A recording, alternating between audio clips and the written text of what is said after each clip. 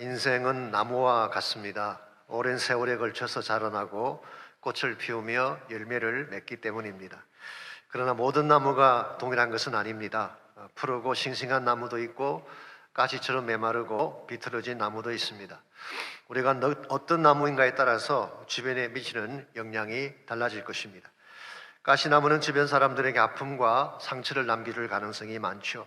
가시로 찌르고 아프게 하기 때문입니다.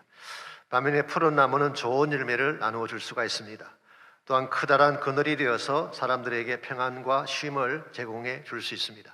그래서 그 모습이 아름답고 선한 영향을 끼치며 살게 되는 것입니다. 몇 년 전에 시사 주간지인 뉴스위크지에서 에이브람 링컨과 찰스 다윈의 생애를 커버 스토리로 다룬 것을 제가 읽은 적이 있습니다. 이 두 사람에게는 공통점이 참 많습니다. 첫 번째로 둘 다 어릴 때 어머니가 돌아가셨어요. 두 번째로 둘 다 우울증을 앓은 적이 있습니다. 세 번째로 둘 다 자기 생전에 자식을 잃어버리는 아픔을 겪었습니다. 네 번째로 둘 다 혁명가적 기질을 가졌고 집념이 강했으며 자신의 생각을 정확하게 표현하는 능력을 가진 사람이었습니다.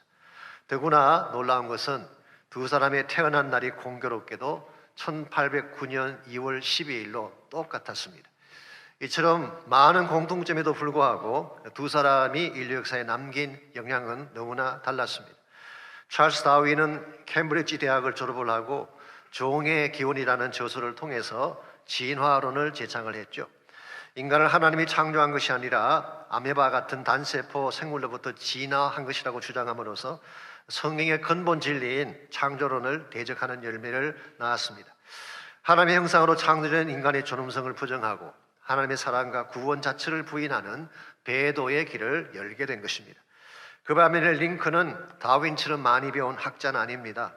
어린 시절 켄터키 통나무집에서 어머니가 남겨주신 성경책 한 권으로 양육받으며 성장을 했습니다. 그가 정치에 발을 들여놓은 것도 40이 넘어서였죠. 그것도 수많은 실패와 좌절을 겪은 정치인이었습니다. 그럼에도 불구하고 그가 남긴 자치는 누구도 흉내내지 못할 만큼 위대한 것이었습니다. 노예 해방이라고 하는 위대한 일을 했을 뿐만 아니라 오늘 우리가 누리고 있는 민주주의의 근본 틀을 만든 사람이 되었죠. 그가 세상을 떠났을 때 한때 그의 정적이었습니다마는 링컨 밑에서 국방장관을 역임했던 에드윈 스탠턴은 장례식장에서 이런 말을 했습니다. 여기 인류 역사상 가장 위대한 열매를 남긴 거목이 누워있다. 왜 똑같은 시기에 인생을 살았는데 한 사람은 진리를 대적하며 신앙의 근본을 파괴하는 삶을 살았고 또 한 사람은 인류 역사에 자유와 희망을 남겨주는 빛나는 인생이 되었을까요? 그들이 뿌리를 내린 마음의 근본 뿌리가 달랐기 때문에 그런 것입니다. 그 모양이 아무리 화려해 보여도 세상과 자신의 야망의 뿌리를 내리고 살게 되면 가시나무가 되어서 찌르는 열매를 남길 수밖에 없는 것입니다. 그러나 비록 외형은 초라해도 마음의 근본 뿌리를 하나님께 내리고 사는 사람은 믿음과 소망의 열매를 맺으며 사는 것입니다. 그러므로 정말 중요한 것은 우리 마음의 뿌리를 어디에 내리느냐에 달려 있습니다. 하나님 없는 세상에 뿌리를 내리며 살 것인가 아니면 하나님 안에 믿음의 뿌리를 내리며 살 것인가, 이것이 우리가 어떤 나무가 될지를 결정하는 것입니다. 그래서 예수님께서도 산상보훈인 마태복음 7장 15절 이하에서 이런 말씀하셨어요. 물론 거짓 선지자들에 대해서 말씀하시던 중 하신 말씀이긴 합니다마는 그들의 열매로 그들을 알지니 가시나무에서 포도를 또는 엉겅퀴에서 무화과를 따겠느냐. 좋은 나무가 나쁜 열매를 맺을 수 없고 못된 나무가 아름다운 열매를 맺을 수 없느니라. 좋은 열매를 맺으려면 먼저 좋은 나무가 되어야 한다는 뜻이죠. 좋은 나무가 되려면 바른 곳에 뿌리를 내려야 되는 것입니다. 어려운 가지의 삶이 어디에 뿌리를 내리면 가장 바른 나무가 되고 건강한 나무가 될까요? 결론부터 말씀드리자면 하나님에게 뿌리를 내리는 것입니다. 하나님의 품에 뿌리를 내리게 되면 생기가 있고 싱싱하며 열매가 풍성한 나무가 되는 것입니다. 그러므로 우리가 어떻게 하면 모든 능력의 근원이신 생명의 근원이신 하나님께 뿌리를 내리고 그분을 통해서 아름답고 존귀한 열매를 맺으며 인생을 살아갈 수 있을지 오늘 주신 본문을 중심으로 그것을 함께 정리하려고 합니다. 오늘 같이 봉독한 본문에 보시면 하나님께 뿌리를 내리지 않았기 때문에 가시나무처럼 악한 일을 자행했던 두 사람에 대한 이야기가 나옵니다. 한 사람은 사울이고 또 한 사람은 도액이라는 사람입니다. 제가 지난주에 말씀을 드렸습니다마는 다윗이 아둘람 굴로 피신을 했죠. 그리고 그것을 자기 요새로 삼았습니다. 그런데 3절에서 8절 말씀까지를 보면은 그러나 그는 자신의 부모들을 모압 왕의 거처로 모시게 되죠.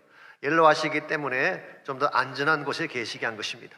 그때 갓 선지자라고 하는 하나님의 종이 나타나서 다윗에게 요새만 머물지 말고 유다 땅으로 가라는 지시를 받게 됩니다. 그래서 다윗이 다시 유다 땅으로 와서 헤렛 숲을가에 이르게 되죠. 실제로 다윗은 도피 기간 동안에 굴 속에 숨어서 살지만은 않았습니다. 필요한 경우에는 백성들은 위한 일을 하기도 했고 여러 곳을 다니면서 그렇게 사역을 했죠. 자, 이 소식을 사울 왕이 듣게 된 것입니다. 그때 그는 굉장히 진노하게 됩니다. 그래서 신하들을 모아놓고 이렇게 호통을 쳤습니다. 다윗이 이와 같이 활동을 하고 있는데 어느 누구도 나에게 다윗의 근황에 대해서 보고를 하지 않았다는 것입니다. 그러면서 말하기를 자신의 아들 요나단이 신하들을 선동해서 자신을 매복한 가운데서 죽이려고 하는데도 아무도 나에게 알리는 자가 없다. 이건 물론 사울의 과대망상 쪽에서 나온 사고입니다만은 어쨌든 사울의 마음은 굉장히 불편했습니다. 그때의 구절을 보시면은 한 사람이 등장하죠. 그가 바로 도액이라는 사람입니다. 구절 봅니다. 그때 에돔 사람 도액이 사울의 신하 중에 섰더니 대답하여 이르되 이새의 아들이 노베 와서 아히두베 아들 아히멜렉에게 이른 것을 내가 보았습니다. 참고로 21장 7절을 보게 되면 도액에 대해서 딱 한 번 소개가 된 적이 있습니다. 이 도액을 사울의 목자장이라고 했습니다. 여기서 목자장이라는 말의 뜻은 저희 교회 교구장 같은 그런 직책을 말하는 것이 아닙니다. 그 당시 이스라엘 사람들에게는 재산이 양이랑 소 같은 가축들이었어요. 그래서 이 가축 전체를 총괄하는 사람이기 때문에 쉽게 표현하면 왕실의 재산을 총관리하는 그런 책임자라고 할 수가 있습니다. 그러니까 굉장히 높은 지위겠죠. 그런데 이 도액이 성막에 있는 노베에 왔다가 제사장 아히멜렉이 다윗에게 떡과 칼을 주는 장면을 목격하게 된 것입니다. 그래서 10절을 보시면은 그가 나서서 사울에게 이렇게 고자질을 합니다. 아히멜렉이 그를 위하여 여호와께 묻고 그에게 음식도 주고 블레셋 사람 골리앗의 칼도 주더이다. 자, 이 말이 틀린 말입니까? 아주 틀린 말은 아닙니다. 틀린 말은 아닌데 자세히 읽어보게 되면 간사한 말이에요. 좀 트위스트가 되어 있습니다. 아히멜렉이 다윗에게 떡을 주게 된 앞뒤 정황은 다 빼버리고 사울을 자극하는 말만 했기 때문에 그렇습니다. 기억나실지 모르지만 아히멜렉이 물었잖아요. 먼저 왜 혼자 왔느냐 물었을 때 다윗이 사실은 왕의 특명을 받고 왔습니다. 그 말을 듣고 아히멜렉은 떡도 주고 칼도 준 것입니다. 그러므로 아히멜렉에게는 처음부터 사울을 대적할 마음이 있었던 것이 아니고 영모를 꾀할 의도는 전혀 없었습니다. 그런데 앞뒤를 빼버리고 사울을 자극하는 말만 전했으니까 이 도액이라는 사람은 굉장히 위험하고 간사한 혈을 가진 사람이다라는 것을 알 수가 있습니다. 아니나 다를까 사울이 아히멜렉과 제사장들을 부른 후에 이렇게 질문을 합니다. 13절입니다. 사울이 그에게 이르되 내가 어찌하여 이새 아들과 공모하여 나를 대적하여 그에게 떡과 칼을 주고 그를 위하여 하나님께 물어서 그에게 오늘이라도 매복하였다가 나를 치게 하려 하였느냐. 이 말씀을 읽어보면 사울이 오바에도 한참 오바를 하고 있죠. 무슨 공모를 하고 매복을 했다가 자기를 치고 쉽게 말해서 소설을 쓰고 있습니다. 이 사울의 마음속에는 피해망상증 같은 정서가 있었던 것 같아요. 어떤 심리학자는 이것을 패러노이드 혹은 패러노이아라는 명칭으로 불렀습니다. 편집증이라고 하죠. 상대방에게 적이가 숨어 있다고 판단을 하고 끊임없이 자기 중심적으로 모든 것을 해석하는 정신질환을 패러노이아라고 이렇게 부르는 것입니다. maybe 사울에게 이와 같은 정신장애가 있었는지도 모르겠습니다. 그 결과 17절을 보시면은 사울이 해서는 안 될 명령 하나를 내리게 되죠. 노베에 있는 여호와의 제사장 모두를 죽이라는 명령을 내렸습니다. 이건 굉장히 무서운 명령입니다. 다른 사람도 아니고 하나님의 제사장을 치라고 명령한 것은 하나님에 대한 정면 도전이죠.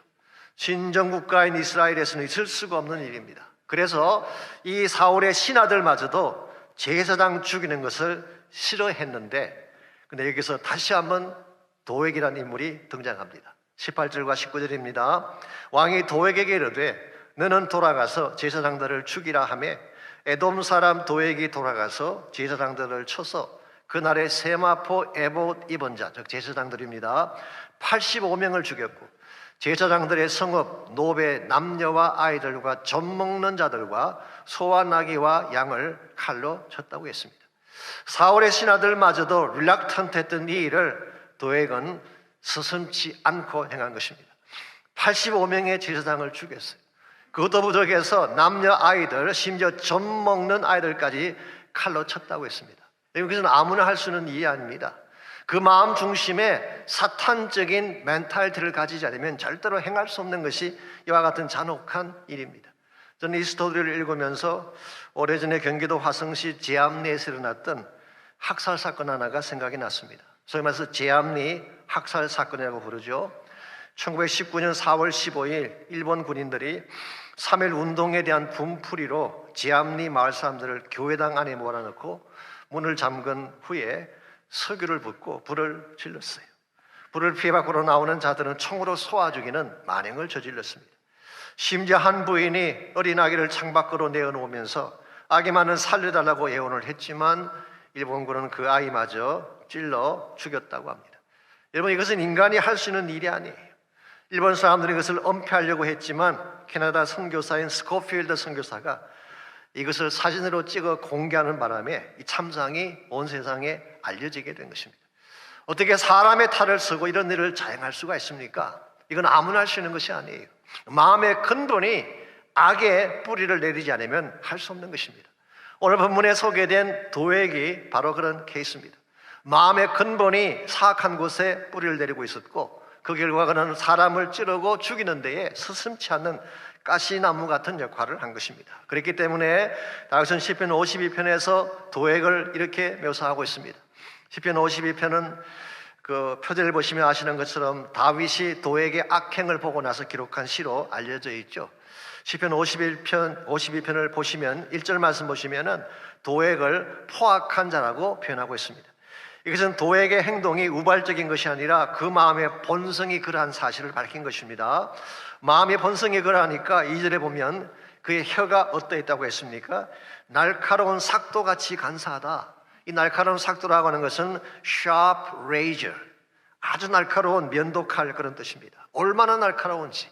이런 사람 곁에 가시면 큰일 나요. 가슴을 도려내는 이야기를 스스럼없이 하는 사람들이 있죠.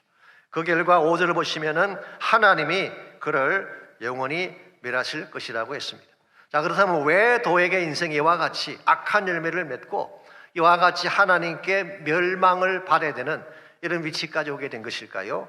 7절 말씀 보시면 그 근본 원인이 이렇게 요약이 되어 있습니다. 도액으로 하여금 이와 같은 사악한 삶을 살게 했던 근본 원인입니다. 7절입니다. 이 사람은 하나님을 자기 힘으로 삼지 아니하고 오직 자기 재물의 풍부함을 의지하며 자기의 악으로 스스로 든든하게 하던 자라 하리로다. 악한 일을 자행함으로 인생을 세워나가는 그런 인간, 이게 바로 도액이라는 것입니다. 한마디로 말씀드리면 하나님께 뿌리내는 것이 아니라 자신의 재물, 자신의 탐욕이죠. 자신의 탐욕과 악한 일에 뿌리를 내렸기 때문에 그는 필연적으로 가시와 은근키를 내고 사람들을 해칠 수밖에 없었다는 것입니다. 사실 오늘날 우리가 보고 있는 대다수의 문제들이 여기에서부터 비롯된 것을 볼 수가 있습니다. 탐욕의 삶의 뿌리를 내리게 되면 부정과 부패를 일삼을 수밖에 없습니다. 쾌락의 뿌리를 내리게 되면 몸이 상하고 마음이 망가져서 허무한 인생을 살게 되는 것입니다. 분노나 원망의 뿌리를 내리게 되면 선뿌리와 가시돋친 말을 쏟아낼 수밖에 없는 것입니다. 무엇보다 불신앙의 삶의 뿌리를 내리게 되면 하나님을 대적하고 죄악에 젖어 살다가 패망하게 되는 것입니다. 오늘 본문에 소개된 사울이나 도액이 가시 같은 삶을 살 수밖에 없었던 근본 원인, 그것이 바로 여기에 있는 것입니다. 하나님을 떠나서 탐욕과 죄악과 자기중심적인 삶을 추구했기 때문에 수많은 사람들에게 아픔과 상처를 남겨두며 살게 된 것입니다. 그런데 8절을 보십시오. 이와 같이 도액은 사악한 삶을 살았고 악한 열매를 남긴 반면에 8절을 보시면 다윗은 어디에 자신의 삶의 뿌리를 내렸음을 고백하고 있나요? 8절입니다. 그러나 나는 하나님의 집에 있는 푸른 감람나무 같으며 하나님의 인자하심을 영원히 의지하리로다. 다윗은 자기 자신을 하나님의 집에 있는 푸른 감람나무라고 표현하고 있습니다. 즉 다윗의 삶의 위치가 어디라는 것입니까? 하나님의 집이에요. 하나님 안에 믿음의 뿌리를 내린 것입니다. 그 결과 다윗의 인생은 푸른 감람나무처럼 성장했다. 즉 푸르고 싱싱하게 자란 나무를 말하는 것입니다.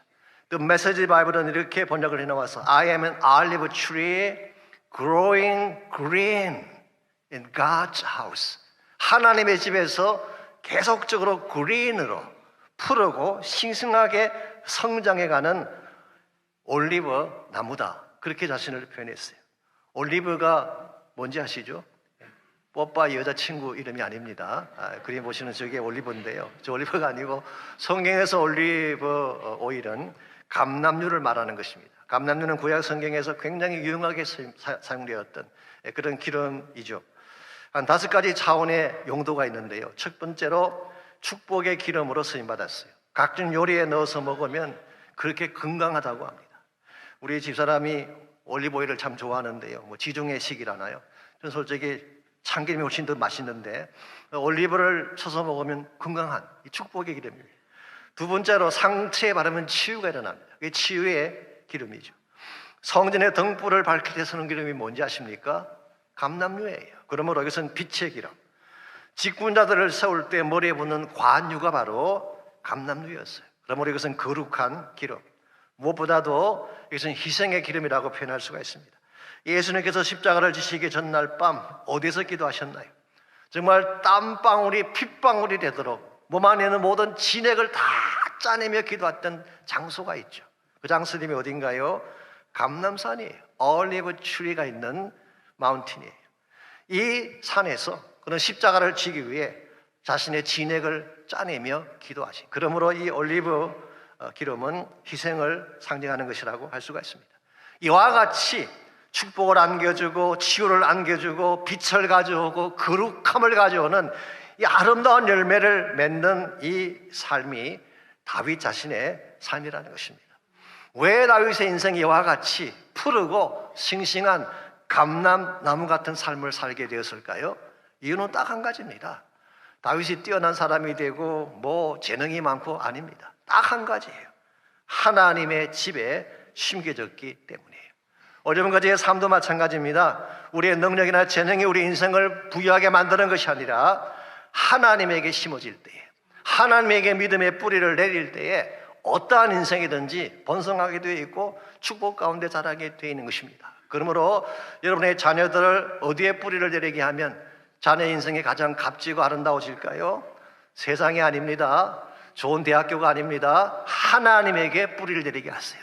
믿음의 뿌리를 내리게 하면 우리 자녀 인생이 갈수록 growing green in God's house, 하나님의 집에서 갈수록 푸르고 싱싱한 인생이 되어서 열매를 맺게 되는 것입니다. 그러므로 우리가 어떻게 하면 하나님께 뿌리를 내린 인생이 되어서 갈수록 싱싱한 인생, 갈수록 많은 열매를 맺는 그런 인생을 살 수가 있을까요? 우리가 하나님께 뿌리를 내리고 건강한 열매를 맺으려면 자양분이 필요해요. 뉴트리션. 우리를 계속 성장하게 만드는 자양분이 필요하죠. 그래서 하나님께 뿌리를 내린 후에 우리 삶을 부유하게 만드는 자양분을 공급받아야지 우리의 삶이 갈수록 건강해지고 싱싱해지는 것입니다. 자, 그렇다면 우리 삶을 자라게 만드는, 건강하게 만드는 자양분이 뭘까요?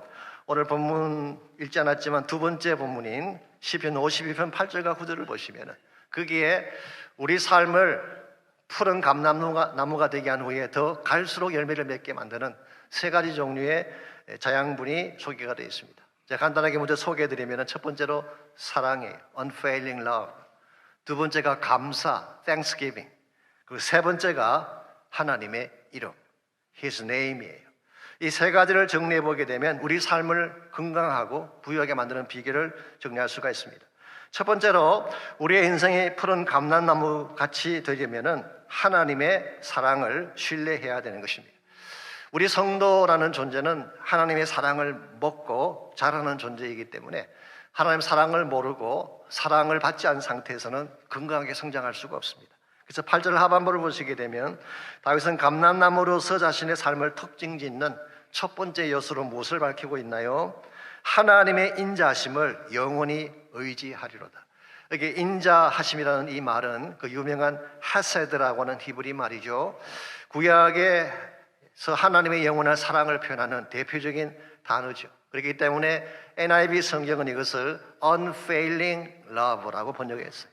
결코 실패하지 않는 사랑, 결코 변하지 않는 무조건적인 사랑을 말하는 것입니다. 사실 다윗의 백성을 이끌었던 가장 강력한 힘이 하나님의 사랑이었어요. 흔히 많은 분들이 다윗 그러면은 항상 밝고 성공한 이미지만 떠올릴지 모르지만 실제로 다윗의 인생을 보면요, 파란만장했습니다. 우리가 이미 지금까지 살펴본 바처럼 그가 골리앗을 이기고 귀환하는 순간부터 시련이 시작됐어요. 사울이 던진 창을 2번씩이나 피해야 했습니다. 한밤중에 자신의 집벽을 타고 도망쳐야 되는 신세가 됐어요. 가드에 갔다가 아기스 왕 앞에서 수염에 침을 흘리며 미친 척 해야 했어요. 나중에 유대 광야로 쫓겨나서 10년 이상을 헤매이면서 수많은 시련과 죽음의 위기를 넘겨야 했습니다. 그것뿐만이 아닙니다. 사무엘 하에 가보게 되면 나중에 그가 자기 아들 압살롬에게 왕권을 빼앗기고 쫓겨나는 신세가 됐죠. 성경에 보게 되면 그가 기드론 골짜기를 건너갈 때에 머리를 가리우고 맨발로 울며 갔다고 했어요. 모든 민심이 그를 떠나갔습니다. 믿었던 신하들마저 등을 돌리며 배신할 때에 그가 느꼈던 마음의 상처가 얼마나 깊고 아팠겠어요. 그럼에도 불구하고 시편 18편을 보게 되면 다윗은 이렇게 고백합니다. 나의 힘이 되신 여호와여, 내가 주를 사랑하나이다. 누가 뭐래도 하나님만은 자신을 사랑했고 자신은 그 하나님의 사랑을 믿는다는 고백이었습니다. 18편에 나오는 다윗의 편을 그대로 빌리자면 다윗의 인생은 소울의 줄이 매고 있는, 소울이 뭔지 아시죠? 지옥을 말합니다. Life like hell, 지옥 같은 삶을 살았다는 거예요. 사랑의 올무가, 사망의 올무가 그를 묶었어요. 죽음과 사망의 위기가 수없이 그를 찾아온 것입니다. 그럼에도 불구하고 하나님이 그를 모든 결박에서 건져내어 주시고 구원해 주신 사실을 그가 확신하면서 그는 나의 힘이 되신 여호와여, 내가 주를 사랑한다고 고백한 것입니다. 이 사랑에 대한 확신이 있었기 때문에 그는 최악의 순간에도 무너지지 않았어요. 다시 오뚜기 같이 일어선 것입니다. 여러분, 우리가 인생을 살다 보면 모든 것을 다 잃어버리고 낙심할 때가 있죠. 그때 우리를 다시 일어서게 만드는 힘이 뭔지 아십니까? 사랑의 힘이에요. The power of love. 사랑의 힘이 우리를 다시 일으키는 능력이 되는 것입니다. 그래서 심리학자들이 하는 그런 말 하잖아요. 자살하는 사람들이요, 누군가 단 한 사람이라도 자기를 사랑하는 자가 있다는 사실을 알면 절대로 자살하지 않는데요. 근데 아무리 아프다고 외쳐도 힘겹다고 울어도 아무도 자신의 아픔을 몰라줄 때 극단적인 선택을 할 수밖에 없다는 것입니다. 그러므로 여러분과 제가 인생이 아무리 어려워져도 다시 일어서려면 이 사랑에 대한 확신이 필요해요. 그러므로 무슨 문제가 찾아오더라도, 어떤 상황이 찾아오더라도 하나님의 사랑을 믿으시기 바랍니다. 인간의 사랑은 매일이 변할 수 있어요. 오늘은 좋았지만 내일은 싫어할 수가 있습니다. 인간의 사랑은 변질되고 변하는 속성을 가지고 있지만 하나님의 사랑은 결코 그렇지 않습니다. Unfailing love. 한번 사랑하시면 끝까지 사랑하시고 끝까지 책임지신 하나님의 사랑. 이 사랑을 신뢰하고 이 사랑에 나의 뿌리를 내릴 때 우리 인생은 절대 무너지지 않는 견고한 인생이 되는 거예요. 왜냐하면 그 사랑이 나를 살게 하기 때문에. 우리가 자주 불렀던 찬송과 찬양 가사처럼 아름다운 이야기가 있네. 구세주의 사랑 이야기. 그 사랑이 나를 살게 하네. 갈보리의 십자가 사랑. 그렇습니다. 우리를 살게 하는 힘은 하나님의 사랑이에요. 무슨 문제가 생기더라도, 어떤 상황을 경험할지라도 이 사랑을 믿고 십자가 앞으로 나오시기를 바랍니다. 그 사랑 붙잡고 기도하면 하나님의 사랑이 우리를 일으키고 세워주는 거예요. 그러므로 우리가 정말 힘들고 어려운 인생 터전이지만 감람나무같이 푸르고 싱싱하게 살리면 1차적으로 이 하나님 사랑이 있어야 돼요. 두 번째로 감사가 필요합니다. 하나님께 감사를 선포할 때에 우리 인생이 건강해지는 것입니다. 9절 보시기 바랍니다. 다윗은 주께서 이를 행하셨으므로 내가 영원히 주께 감사한다라는 고백을 적고 있습니다. 이 말씀에 의하면 다윗이 드린 감사에는 두 가지 특징이 있죠.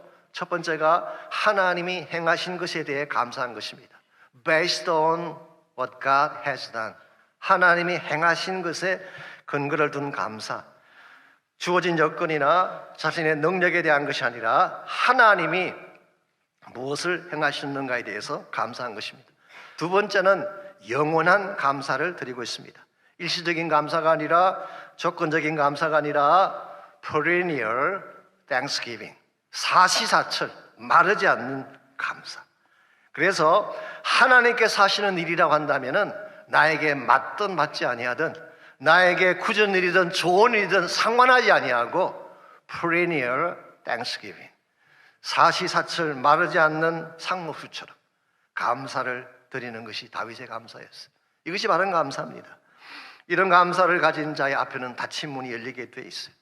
이런 감사를 선포하게 되면 반드시 새로운 축복이 찾아오게 되고 여러분 인생이 마르지 않는 싱싱하고 열매가 있는 인생으로 변하는 것입니다. 그러므로 여러분의 삶이 정말 싱싱해지기를 원한다면 하나님 바라보며 무조건 감사하시기 바랍니다.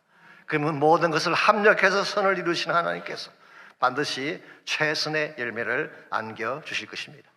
제가 언젠가 중국에도 축제 시간에 한번 소개해드린 적이 있는데요. 감사의 힘이라고 하는 책이 있습니다. Thank You Power라는 책인데요. 데보라 노빌이라고 하는 여자분이 쓴 책입니다. 이분은 미국의 유명한 TV 프로그램 중에 Inside Edition이라는 프로가 있죠. 거기에 진행자이기도 했습니다. 이분이 한 번은 피츠버그로 갔다가 강연을 마치고 뉴욕으로 돌아오는 비행기를 타려고 공항으로 갔는데 공항에 도착해 보니까 그 비행기가 캔슬이 된 것입니다. 그랬더니 승객들이 난리가 났어요.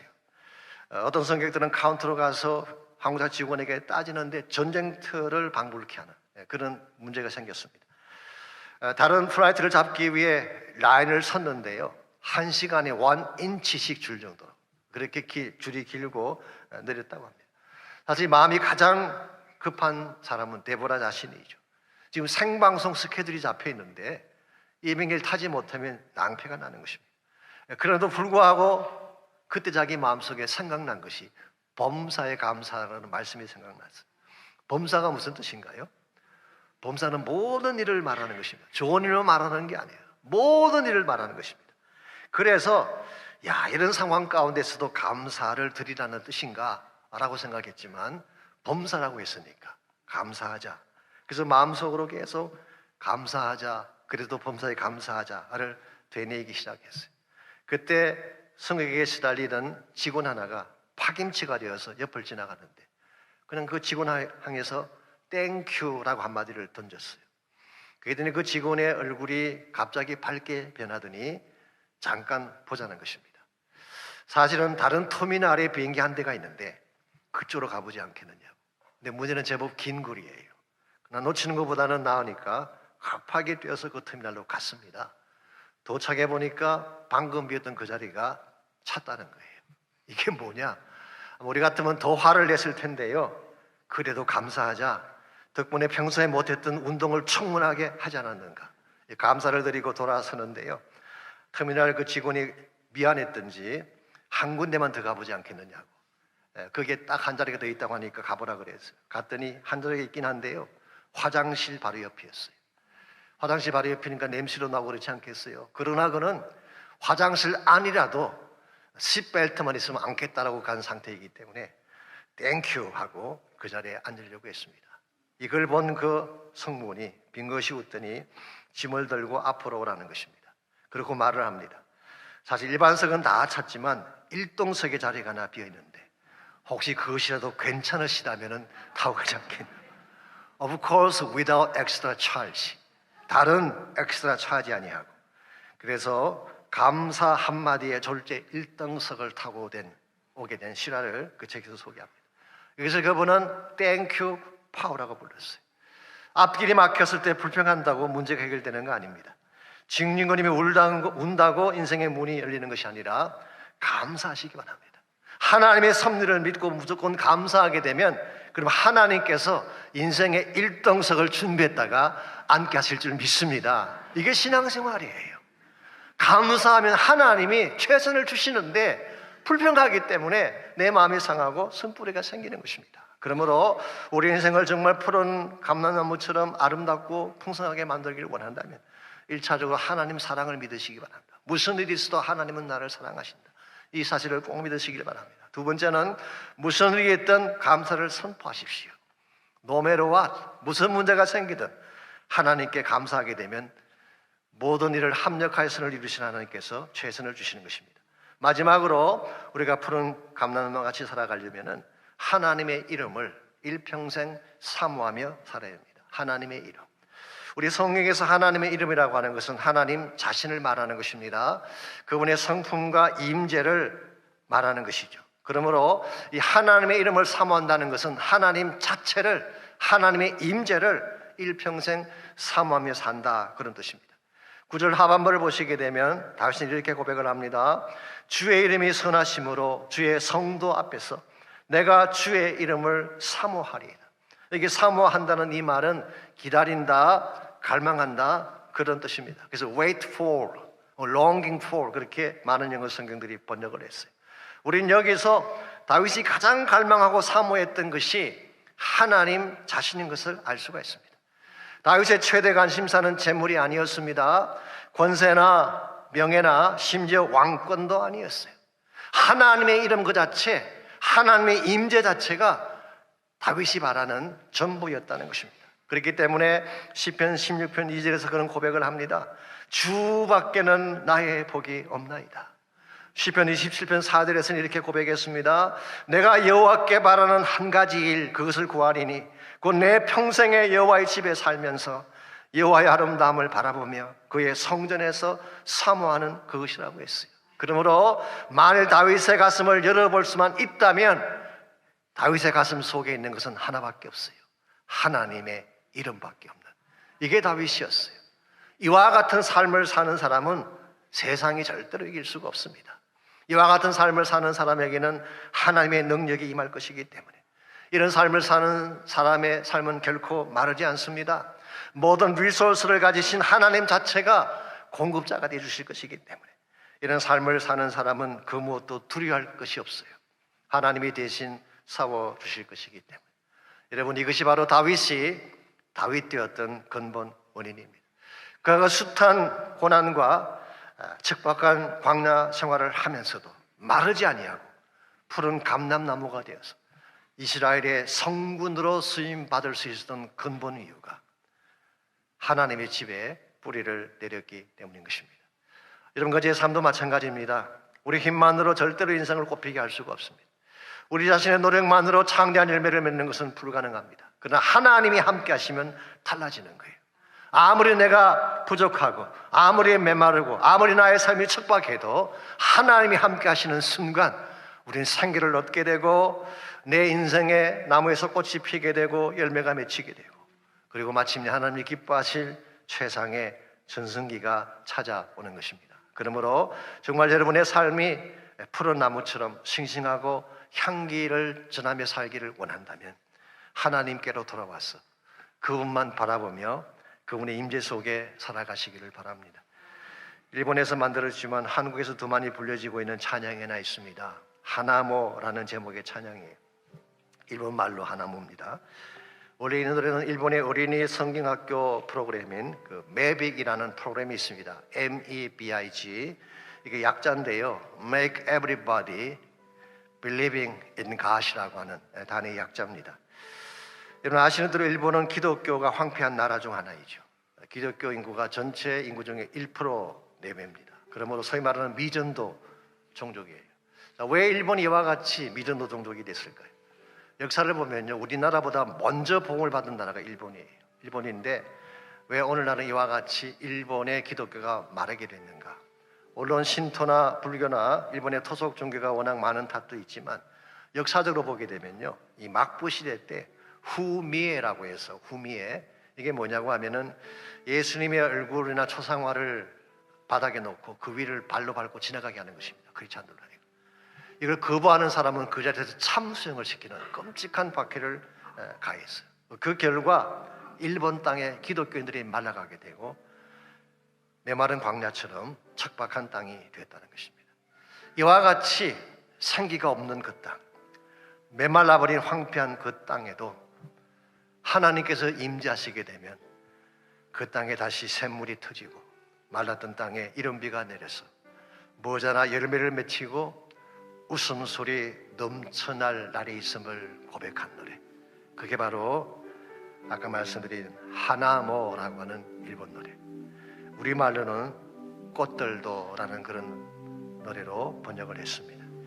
오늘 여러분까지 삶도 마찬가지일 가능성이 있습니다. 여러분 가운데 혹시 메마른 땅, 척박한 땅을 사는 분이 계신가요? 눈물 골짜기를 통과해야 될 정도로 아픔 가운데 있는 분이 계실지 모르겠어요. 그러나 하나님이 임재하시는 순간 마침내 나의 메마른 땅에 샘물이 터지고 모자나 열매가 맺히고 웃음소리 넘칠 날이 반드시 찾아올 줄 믿습니다.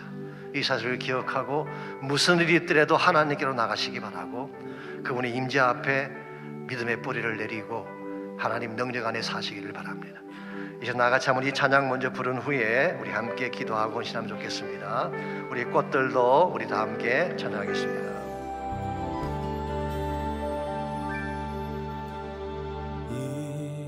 이곳에 생명샘 솟아나 눈물 골짝 지나갈 때에 머잖아 열매 맺히고 웃음소리 넘쳐나리라.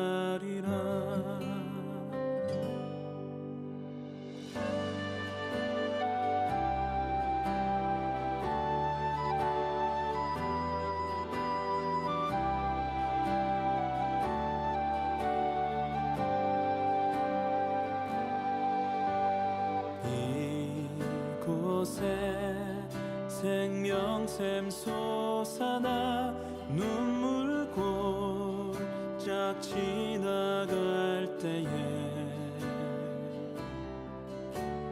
머잖아 열매 맺히고 웃음소리 넘쳐나리라.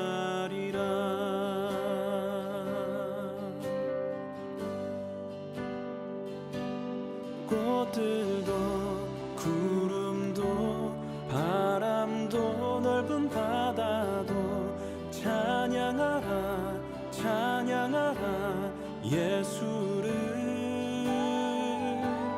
하늘을 울리며 노래해 나의 영혼아.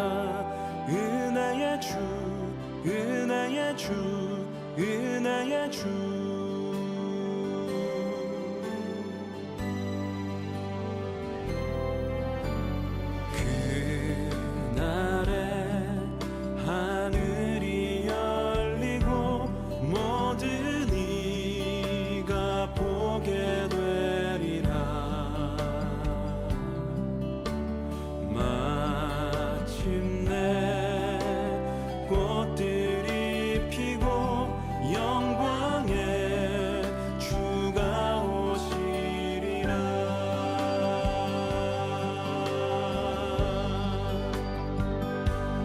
꽃들도 구름도 바람도 넓은 바다도 찬양하라 찬양하라 예수를.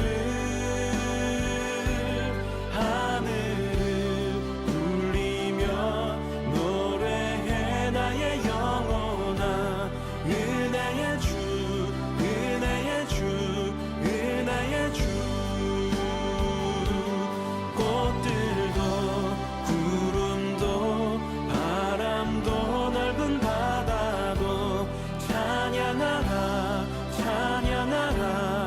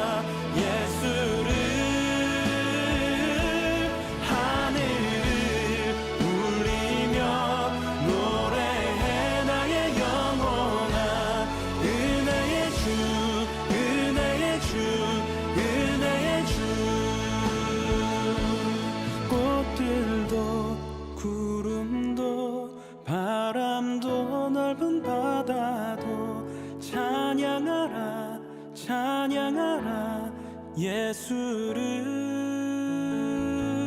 하늘을 울리며 노래해 나의 영혼아 은혜의 주 은혜의 주 은혜의 주 은혜의 주 은혜의 주 은혜의 주 은혜의 주 은혜의 주 예